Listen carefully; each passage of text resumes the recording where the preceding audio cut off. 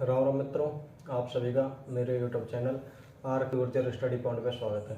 तो last video में हमने महाराणा कुंभा के बारे में डिस्कस किया था मित्रों। उसके बारे में मैंने उनकी महान उपलब्धियों के बारे में तथा जितने भी युद्ध किए सब के बारे में मैंने आपको बताया था।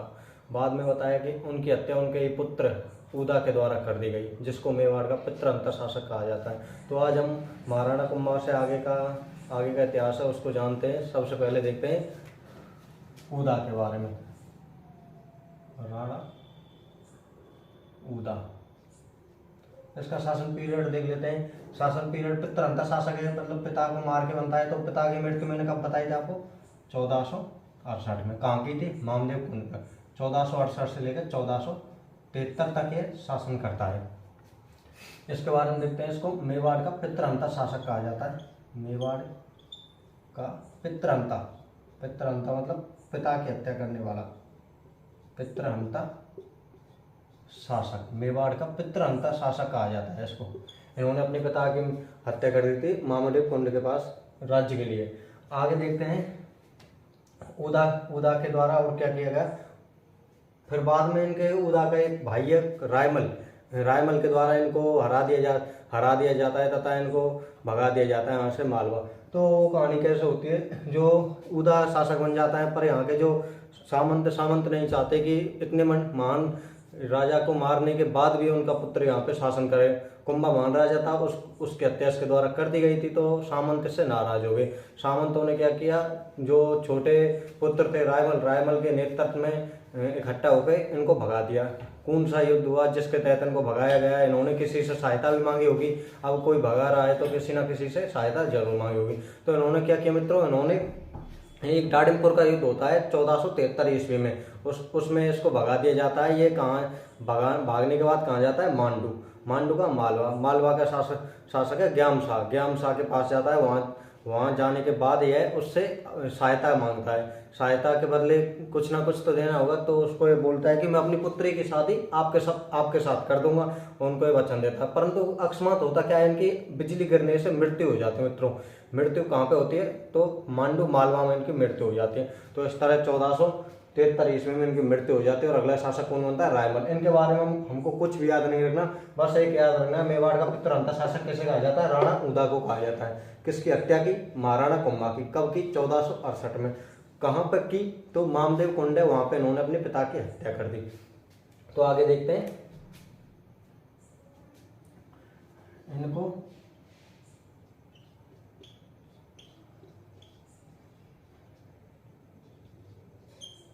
डाडिमपुर के युद्ध में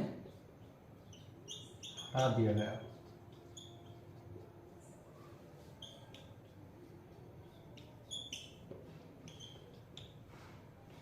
कुंभा के द्वारा तथा यह बाद में मांडू चले गए।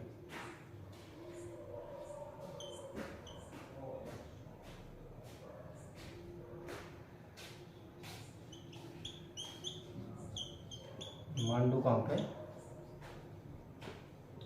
मालवा में चले गए। मालवा में वहाँ के सुल्तान से सहायता मांगते हैं तथा सहायता के बदले अपनी पुत्री का विवाह करने के उनको वचन देते हैं। परंतु वहाँ पर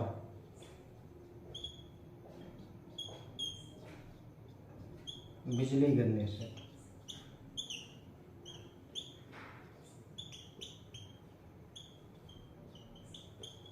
इनकी मृत्यु हो गई।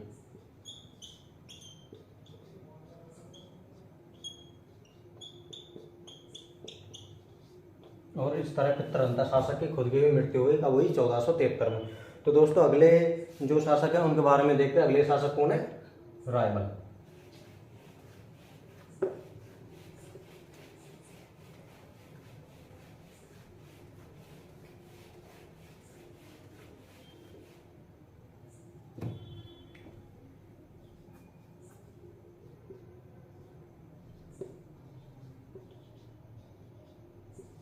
राणा रायमल, शासन पीरियड 1473 ईस्वी से 1509। इनके बारे में भी ज़्यादा जानकारी हमको रखनी नहीं है, बस इनके बारे में जो जो ऊपर की जानकारी बता देता हूँ। इन्होंने इनकी पत्नी है जिनका नाम क्या है, मैंने बताया था, जो आवल वावल की संधि हुई थी राणा कुंभा ने जोधा के साथ की थी। तो जो कुंभा ने अपने पुत्र रायमल की शादी किससे की थी? जोधा की पुत्री श्रृंगार देवी से की थी। तो इनकी जो पुत्री है श्रृंगार देवी, वो घोसुंडी में एक तालाब का निर्माण करवाते, तथा वहां पे 2 शताब्दी ईसा पूर्व का एक लेख मिला, जिस उस लेख से हमें जानकारी क्या मिलती है? तो जानकारी हमें मिलती है मित्रों की 2 शताब्दी ईसा पूर्व भागवत धर्म या वैष्णव धर्म में होने के प्रमाण मिलते हैं। तो देख लेते हैं मित्रों।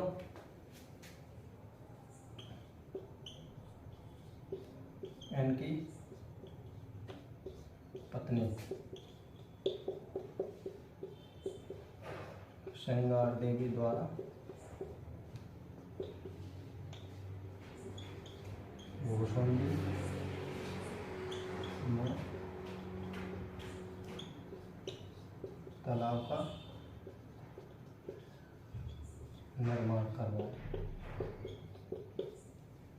यहाँ पर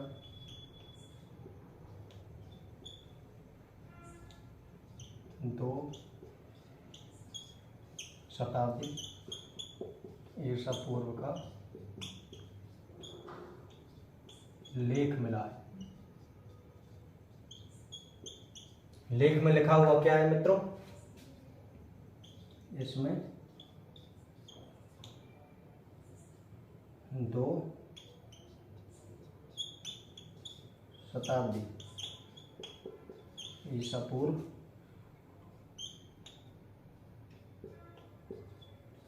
वैष्णव धर्म के प्रमाण। इसमें जानकारी है कि यहाँ पे एक यज्ञ करवाया गया था, तो इसके बारे में वैष्णव धर्म के प्रमाण मिलते हैं। आगे देखते हैं। रायमल के द्वारा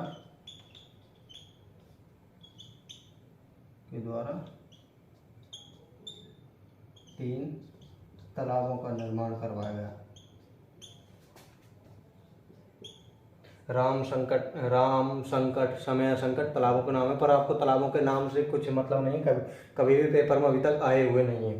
तो एक बार देते हैं, तालाब का निर्माण करवाया।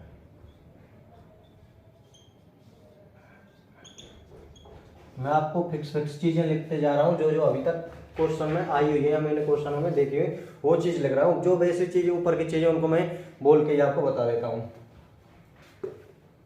आगे इनके बारे में देखते हैं।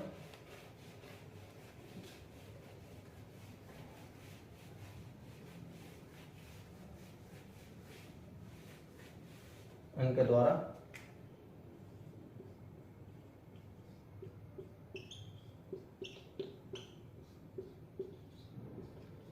एक लिंग जी के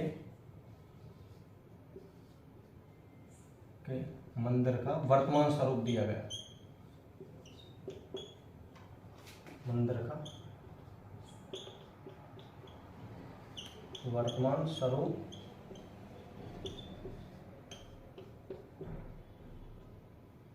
प्रदान किया गया। वर्तमान स्वरूप जो आज की स्थिति में जैसा बना हुआ है वो इनके द्वारा बनवाया प्रदान किया गया। मैंने बताया था एक लिंग जी का मंदिर का निर्माण किसने करवाया? महाराणा, जो वो बताया था मैंने आपको, बप्पा रावल ने इनका निर्माण करवाया था। इनका पुनर्निर्माण किसने करवाया? तो महाराणा मोगल के बारे में बताया था, जो कुंभा के पिता हैं उनके द्वारा पुनर्निर्माण करवाया गया। पूछे कि एक लिंगनाथ जी के मंदिर का जो वर्तमान स्वरूप है वो किसके द्वारा दिया गया? तो वो रायमल के द्वारा दिया गया। और मित्रों इनके बारे में देखते हैं। आगे इनके पुत्रों की बात कर लेते हैं। इनके पुत्र कितने हैं और इनकी जो कमी रही मेन तो ये इनके एक कमी मानी जाती है कि इन्होंने अपने जीवन काल में अपना उत्तराधिकारी नियुक्त नहीं किया किसी को। वो आगे चल के बहुत बड़ी गलती मानी जाती है। तो इनके पुत्र, इनके 13 पुत्र एवं 2 पुत्रियां। 13 पुत्र में से हमको ज्यादा याद नहीं रखने, बस जो मेन है जिनके बारे में आगे काम आएंगे उनको याद रखना है। तो कौन कौन से याद रखने? पृथ्वीराज, जिसको क्या कहते हैं? उड़ना राजकुमार।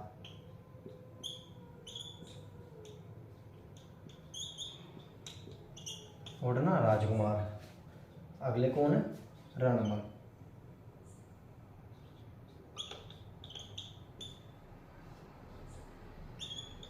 रायसीन।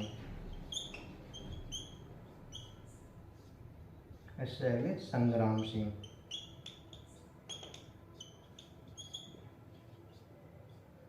संग्राम सिंह को सांगा कहते हैं, सांगा। ये इनके पुत्र हुए।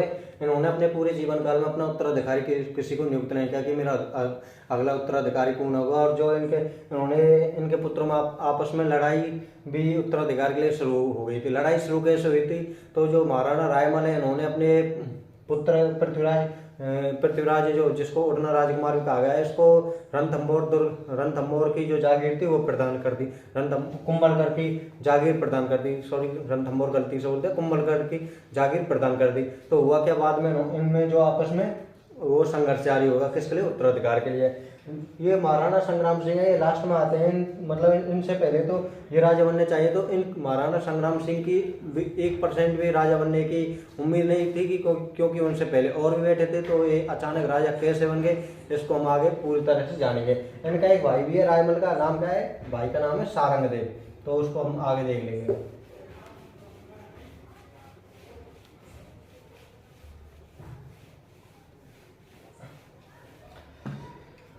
अब एक बार हम पृथ्वीराज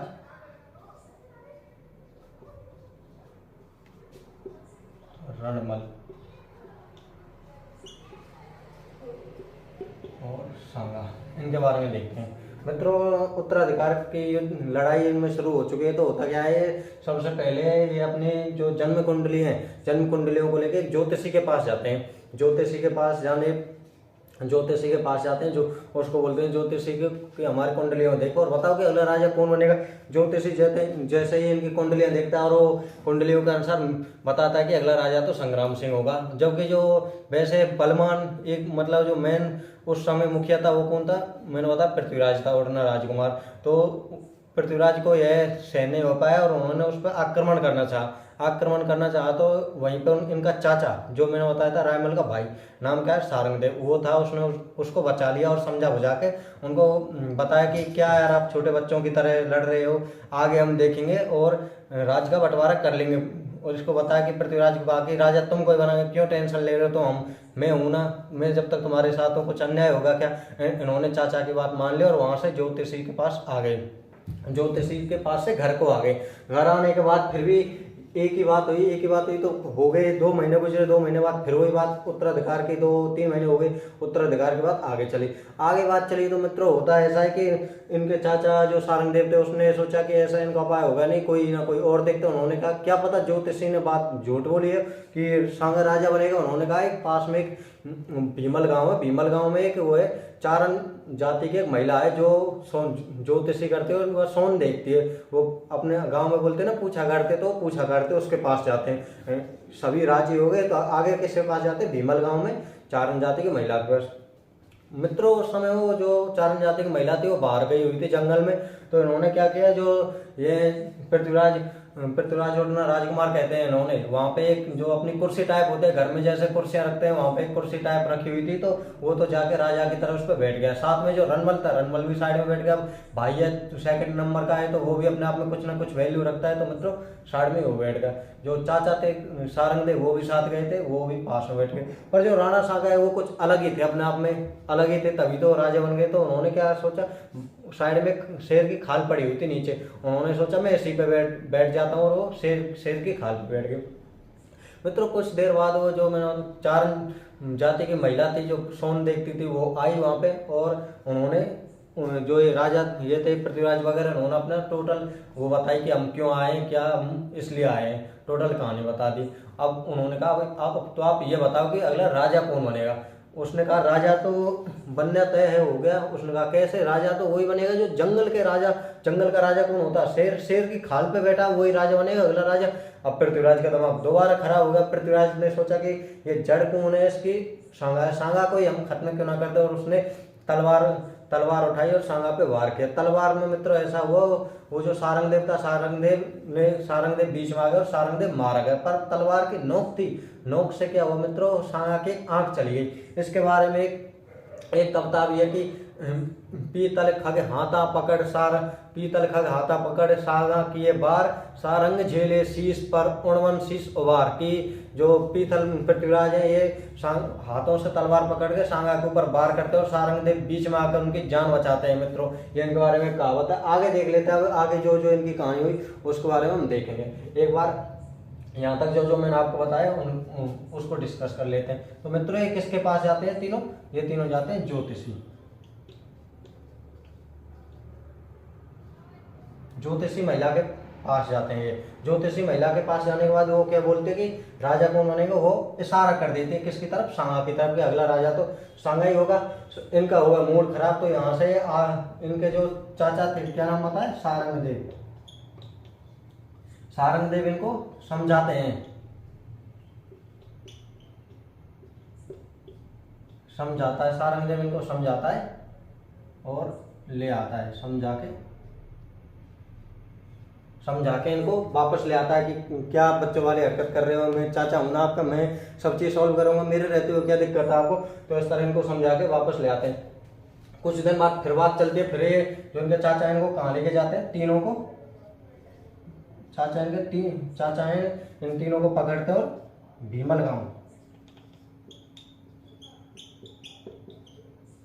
गांव में चारण महिला के पास,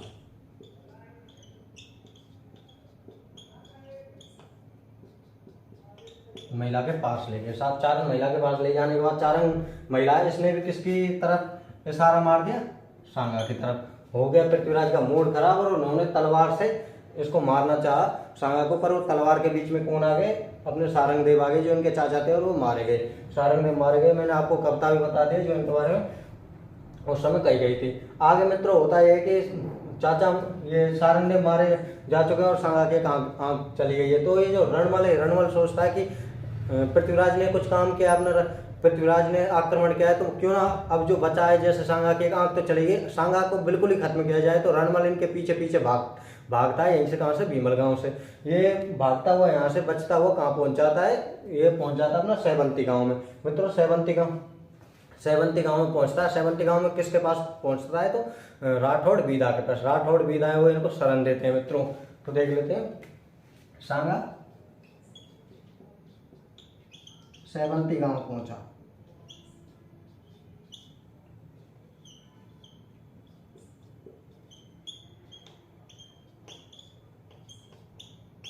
सेवंती गांव पहुंचा है, वहां पर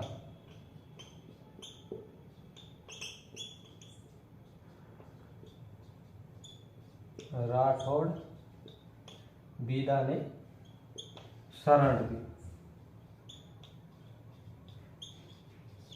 राठौड़ बीदा ने शरण दी, परंतु अब ये यहाँ पे भी इनको सुख से नहीं रहने दे रहे। तो ये फिर ये सांगा है, सांगा कहाँ भागते हैं? सांगा भागते हैं अजमेर। बाद में अजमेर चले गए।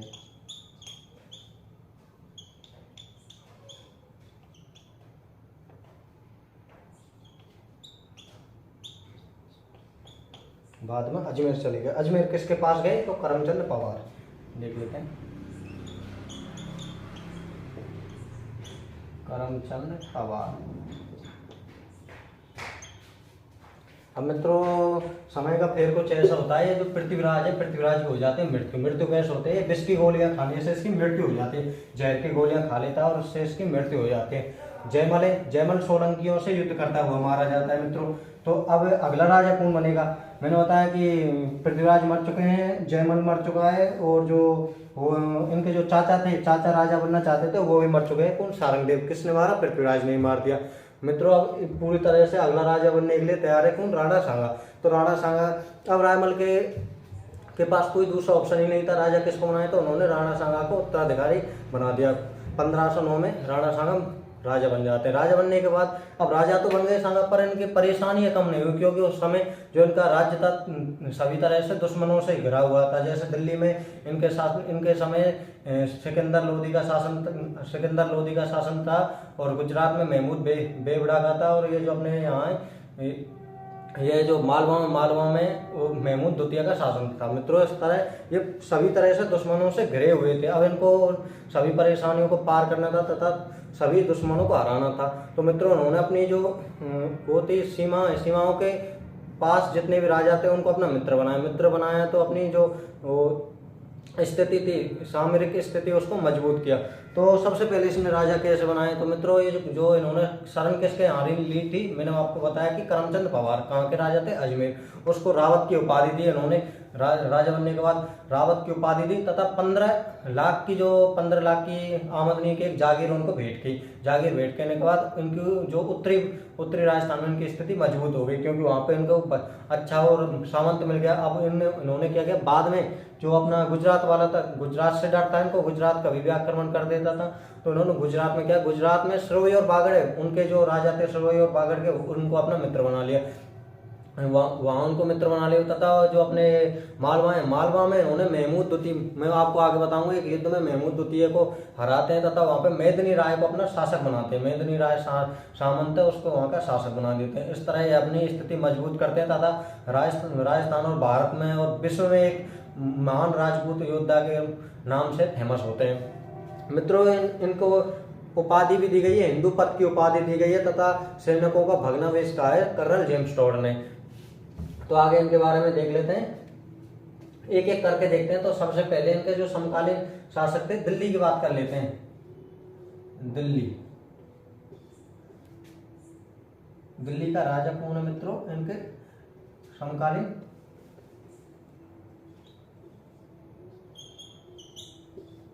ये हो गए दिल्ली मित्रों। और मेवाड़, किसका राज है मेवाड़ पे, सांगा का।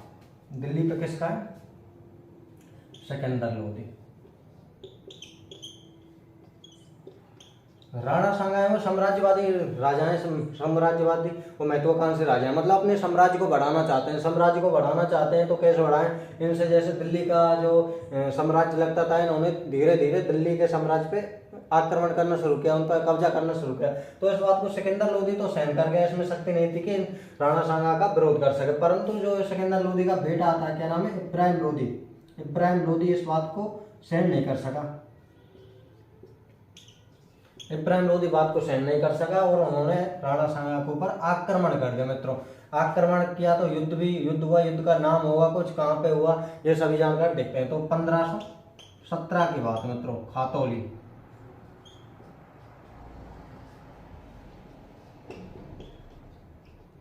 खातौली है कहाँ पे मित्रों, कोटा। यहाँ पे युद्ध होता है जिसमें इब्राहिम लोधी की हार होती है। इब्राहिम लोधी हार जाता है और अपने सांगा है जो जीत जाते मित्रों। सांगा युद्ध में जीत गया। युद्ध में जीतने के बाद सांगा की मतलब हो जाते हैं ना, कोई अच्छा काम करते हैं तो वाह वाह हो जाते गांव में कि वाह यार क्या आदमी है, क्या क्या राजा है। ऐसे सांगा धीरे धीरे मतलब अपने राज्य से दूसरे राज्य में, देश विदेश, मतलब पूरी तरह फैल चुका था कि कोई राजपूत योद्धा है जिसने हला रखा है मतलब विदेशी आक्रांताओं को। तो ये जो इब्राहिम लोधी युद्ध में हारा है तो भैया हार का बदला तो बिल्कुल लेगा ही, हार का बदला लेगा तो बिल्कुल आक्रमण करेगा। इसने कुछ दिन बाद, 1 साल बाद आक्रमण किया, 2 बार आक्रमण करता है। तो दूसरा आक्रमण क्या है तो नाम होगा, कहाँ पे हुआ, क्या परिणाम रहे। तो ये बाड़ी धौलपुर है, बाड़ी स्थान है धौलपुर में, वहां पे युद्ध होता है 1518 ईस्वी में मित्रों। उसमें भी ये हारता है, पर इब्राहिम लोधी खुद नहीं आए युद्ध लड़ने। इसने अपने जो सेनापति थे उनको भेजा, एक का नाम था हाजी हुसैन और एक का हाजी माखन, उनको लड़ने के लिए भेजा और वो दोनों हार जाते हैं। तो अगला युद्ध के बारे में देखते हैं, अगला युद्ध कौन सा है, ये तो हो गया खातौली का युद्ध मित्रों। खातौली है कहाँ पे, कोटा में, ठीक है। हुआ क्यों था कि राणा सांगा धीरे धीरे अपने साम्राज्य को बढ़ाने लगे, जिसको सिकंदर लोधी ने तो सहन कर लिया, पर उनका बेटा इब्राहिम लोधी सहन नहीं कर सका, उन्होंने आक्रमण कर दिया। आगे देखते हैं अगला युद्ध कौन सा, बाड़ी का युद्ध।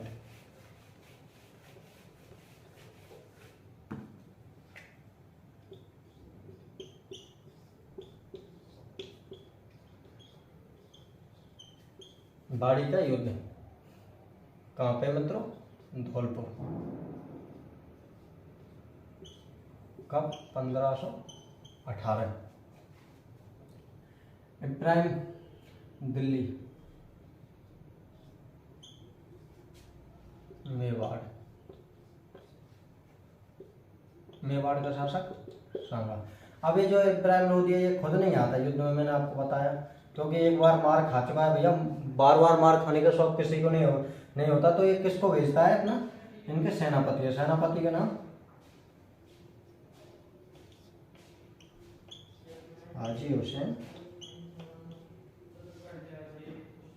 हाजी माखन। हाजी हुसैन व हाजी माखन भैया आक्रमण करेंगे दोनों किसके ऊपर? सांगा के ऊपर आक्रमण करेंगे। तो सांगाई इनकी होती है जीत, राणा सांगाई जीत होती है, इनकी होती है हार। तो मित्रों इस तरह ये दिल्ली सल्तनत के राजाओं को हराते रहते हैं और अपना जो सफलता का परचम है वो पूरे देश विदेश में फैला देते हैं। तो आगे हम इनके जो और इनके पड़ोस में राज्य है गुजरात के बारे में देख लेते हैं मित्रों।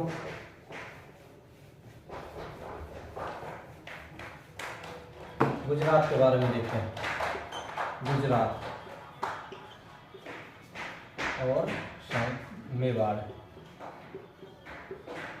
मेवाड़ का हो गया सांगा और यहाँ का मुजफ्फर यहाँ का शासक है। तो मित्रों ये एक ईडर जगह है। ईडर का शासक होता है भारमल। भारमल का छोटा भाई होता है रायमल। रायमल आता है राणा सांगा के पास कि सांगा महाराजा साहब मुझे कुछ जमीन दे दो, मैं उनका भारमल का छोटा भाई हूँ। तो इन्होंने कहा कि आप मेरा सामंत बन जाओ, मैं आपको राजा बना देता हूँ। उन्होंने कहा बिल्कुल। ये छोटी जमीन मांग रहा है तो उसको बड़ी राजा बनने का मौका मिल गया। तो जो राणा सांगा है भारमल को हटा के ईडर का शासक कैसे बना देते? रायमल को।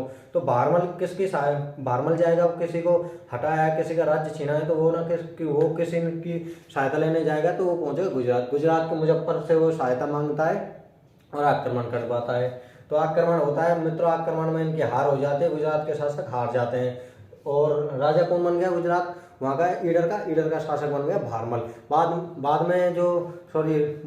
में जो ये रायमल शासक बन गया। रायमल की मृत्यु हो जाती है बाद में और भारमल को ही दोबारा ये राजा बना देते हैं। तो आगे देखते हैं। मुजफ्फर ये आक्रमण करता है। कब आक्रमण करता है? 1514 एंड 1520। 1514 1520 में।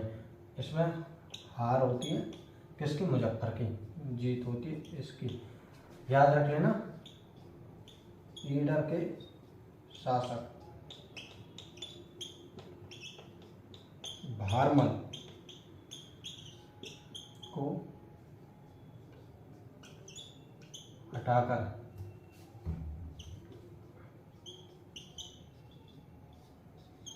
रायमल को शासक बनाया। किसने? सांगा ने। बाद में रायमल की मृत्यु हो जाती है। फिर ये जो भारमल को ही शासक बना देते कौन? महाराणा सांगा। मित्रों आगे देखते हैं अगले। अब बात कर लेते हैं इसके मालवा को।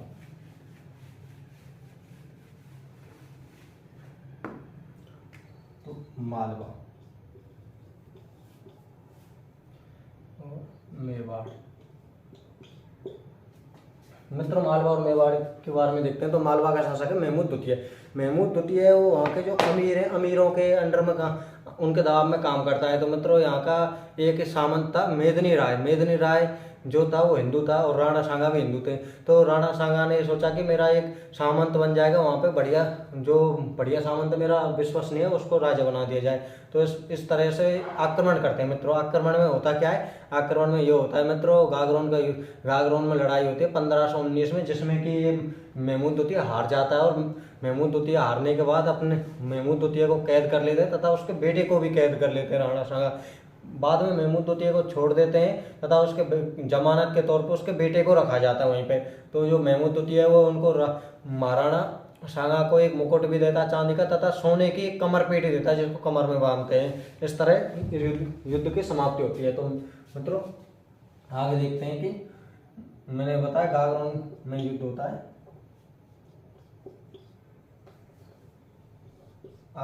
आक्रमण करते हैं। यहाँ का शासक कौन है? महमूद सेकंड।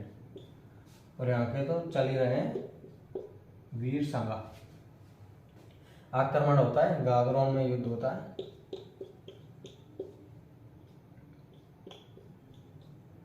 (1519) में जीत किसकी होती है? सांगा की जीत होती है। महमूद खिलजी नहीं, महमूद द्वितीय हार जाते हैं मित्रों। आगे क्या होता है मित्रों, आगे यहाँ का शासक किसको बना दिया, मेदिनी राय को।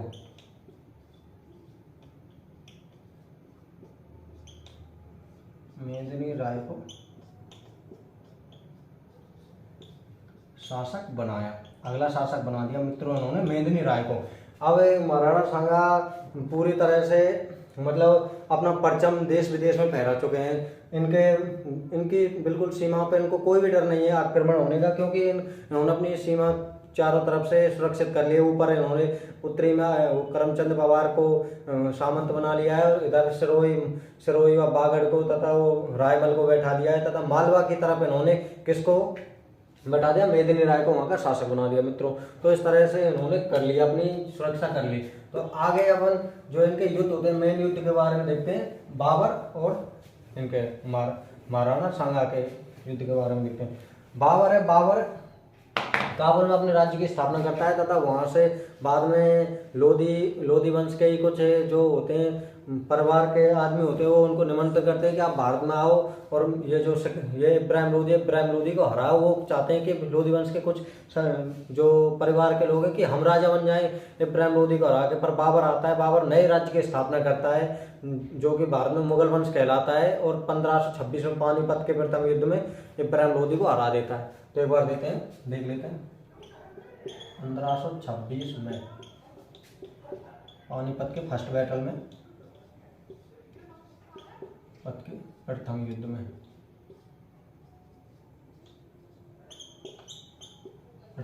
में, बाबर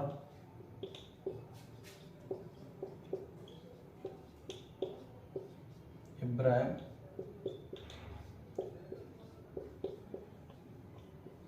लोधी को हराता है, तथा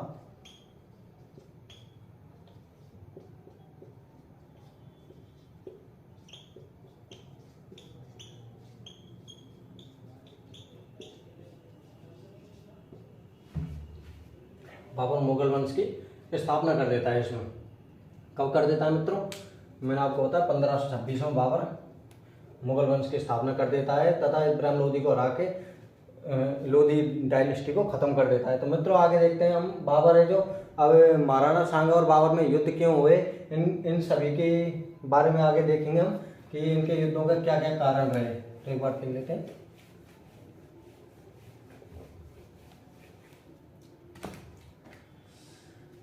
तो मित्रों ये हो गया बाबर बन गया कहाँ का, दिल्ली का शासक।